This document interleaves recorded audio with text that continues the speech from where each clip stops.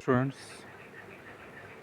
आज हम अपने अगले पार्ट में लेंगे हेजमनी एज स्ट्रक्चरल पावर। मैंने बताया था हेजमनी को तीन तरह से डिस्क्राइब किया गया है। हार्ड पावर मैंने आपको बताया था। इस बार हम देखेंगे स्ट्रक्चरल पावर में हेजमनी कैसे काम करती है। तो hegemony as structural power implies economic perspective of world economy. The US hegemony has provided the global public goods to be consumed by one person without reducing the amount available for someone else. As SLOCs and the internet, MBA degrees, etc.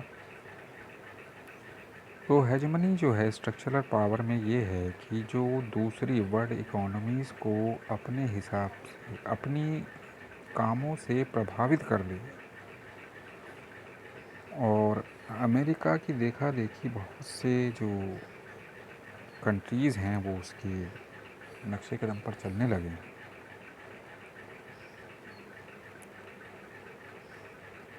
तो वो hegemony जो है structural power में आती है।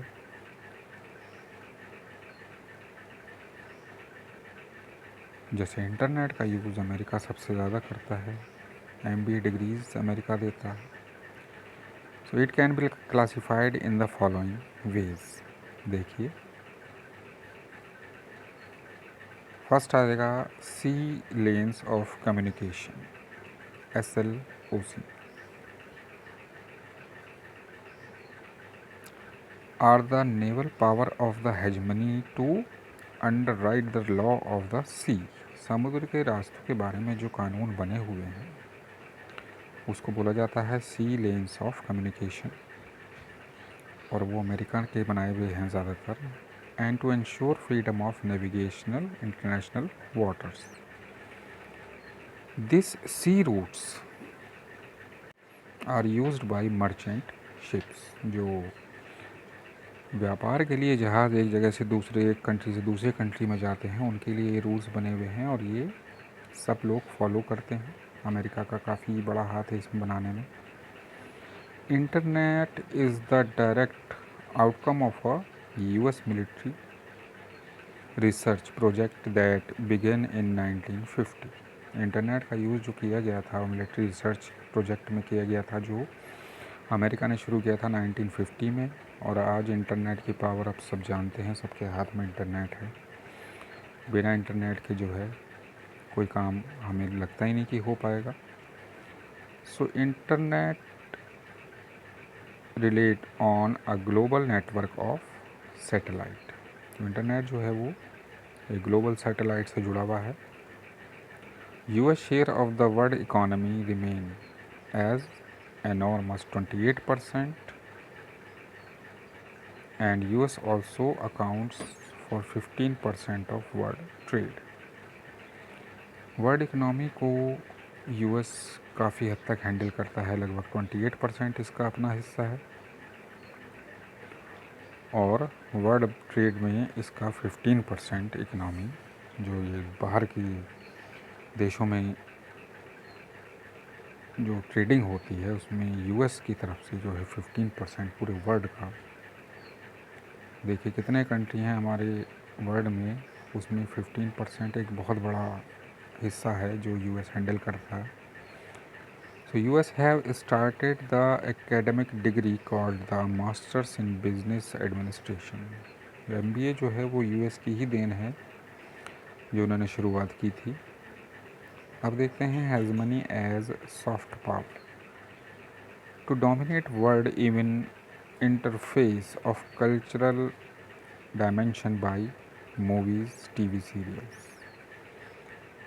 US की hegemony, US का जो वर्चस्व है वो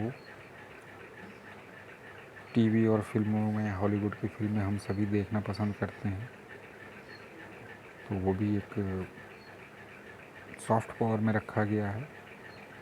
life style of US is being adopted by many countries like eating stuff, living veg, etcetera. US की लाइफ स्टाइल को काफ़ी कंट्रीज़ में फॉलो किया जाता है। हमारे इंडिया में तो कुछ ज़्यादा ही कोशिश होती है फॉलो करने, जैसे फास्ट फूड खाना, रहने का तरीका, सारी चीज़ें होनी चाहिए, वॉशिंग मशीन, ओवन, इनके बगैर अब घर ही नहीं होता।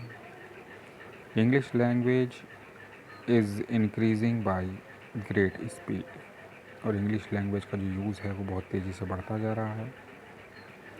Everyone in is attracted towards the US culture. ज़्यादातर लोग जो हैं वो यूएस के कल्चर से प्रभावित हो रहे हैं, उसको अपनाने की कोशिश करते हैं। The blue jeans developed by US is being worn in every country of the world। जो ब्लू जीन्स हम पहनते हैं वो यूएस ने ही उस कपड़े को डिज़ाइन करके तैयार किया था। और मैं बताऊं कि सबसे पहले जो जीन का कपड़ा था वो किस काम में आता था, वो अपने जो जेल में लोग बंद होते थे उनको ये ड्रेस दिया करते थे। और इस कपड़े को बनाने का जो पर्पस था वो ये था कि ये बहुत मोटा कपड़ा होता था, जल्दी से फटता नहीं था, तो उसी की जीन्स और जैकेट बनाकर कैदियों को पहनाई जाती थी, जो आजकल हमारे कंट्री में और दूसरे कंट्रीज़ में भी पहनने का फैशन हो गया है। So due to it India's culture is decreasing with much speed. और इन सब चीज़ों के चलते ही दूसरे कंट्री के कल्चर को अपनाने के चक्कर में हमारे इंडिया का जो कल्चर है वो धीरे धीरे गिरता जा रहा है। अब देखते हैं constraints of American power. America की भी अपनी कुछ मजबूरियाँ, कुछ विवशताएँ हैं जहाँ वो कुछ नहीं कर सकता। देखते हैं कौन सी हैं। कॉन्स्ट्रेंट्स उन्हीं को बोला जाता है जहाँ मजबूरी होती है। People of the USA think that due to US government's policy the terrorist attacks are increasing, so they want to change these policy. देखिए, अमेरिका के अपने लोग जो है वो ये सोचते हैं कि अमेरिका की जो पॉलिसीज़ हैं गवर्नमेंट की वो कुछ इतनी ख़तरनाक हैं जो लोग सोचते हैं, और इनको विरोध करने के लिए ही टेररिस्ट अटैक्स बढ़ रहे हैं, तो उन्हें अपने पॉलिसीज़ पर चेंज करना चाहिए कुछ। NATO is the main power of the US, but in future NATO comes apart, US will lose its hegemony। NATO जो है नॉर्थ अटलांटिक ट्रीटी ऑर्गेनाइजेशन जो है वो यूएस की पावर थी मेन, लेकिन इसमें से अब जो है कंट्रीज़ अलग होते जा रहे हैं, जिससे उसकी हेजमनी खतरे में आ जाएगी। A system of division of powers among 3 branches of government, that is president, parliament and judiciary, control one another, so many hurdles are generated among them. हालांकि जो यूएसए में है प्रेसिडेंशियल सिस्टम है, वहाँ पर प्राइम मिनिस्टर नहीं होता है, सारी पावर प्रेसिडेंट के हाथ में होती है, लेकिन फिर भी वहाँ पर पार्लियामेंट और जुडिशरी में भी पावर डिवाइड होती हैं। ये आप एक दूसरे को कंट्रोल करती हैं, और इनके एक साथ काम करने में कई हर्डल्स, बाधाएं हैं जो इनको परेशान करती हैं।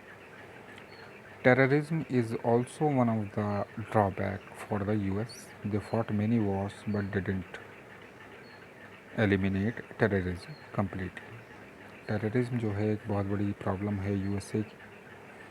कई सारी वॉर्स लड़ी भी, लेकिन टेररिज्म को पूरी तरह से ख़त्म करने में ये लोग फेल रहे। India's relation with the US.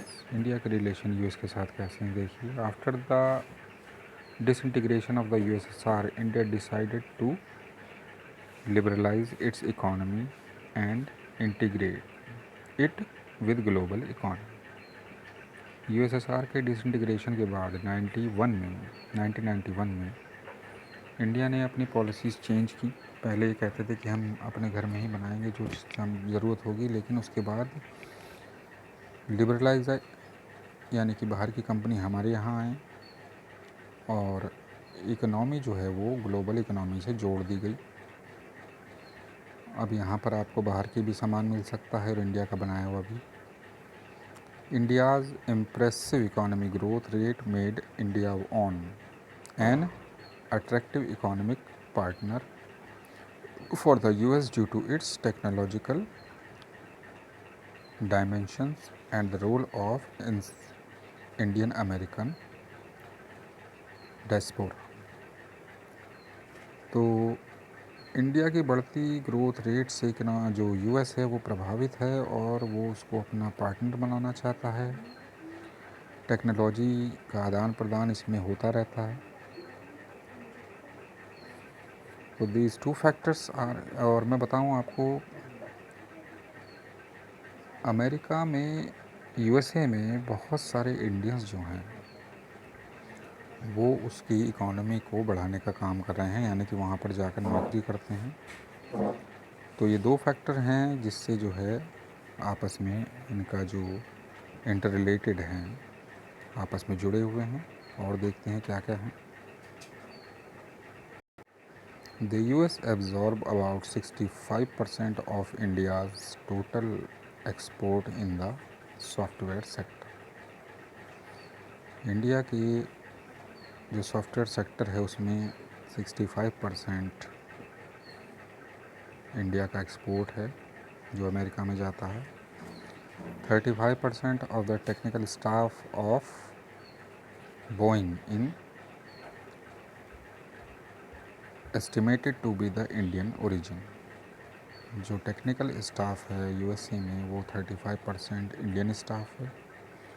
3 lakh Indian work in Silicon Valley. जो कंप्यूटर रिलेटेड इंफॉर्मेशन टेक्नोलॉजी का जो फील्ड है उसमें लगभग 3 लाख इंडियन काम कर रहे हैं यूएसए में। और 15% ऑफ ऑल हाईटेक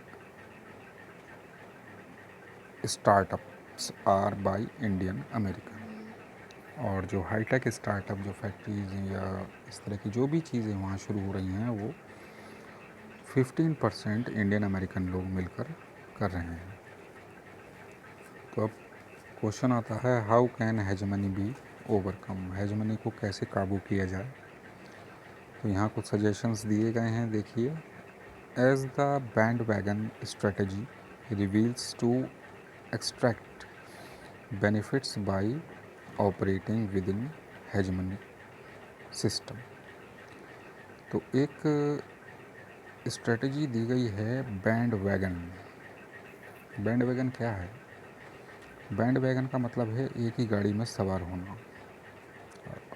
तो यहाँ पर ये सजेशन इसलिए दिया गया है कि अगर मान लीजिए आपका सामने वाला कुछ ज़्यादा पावरफुल है तो आपको उसका साथ देना चाहिए। फिर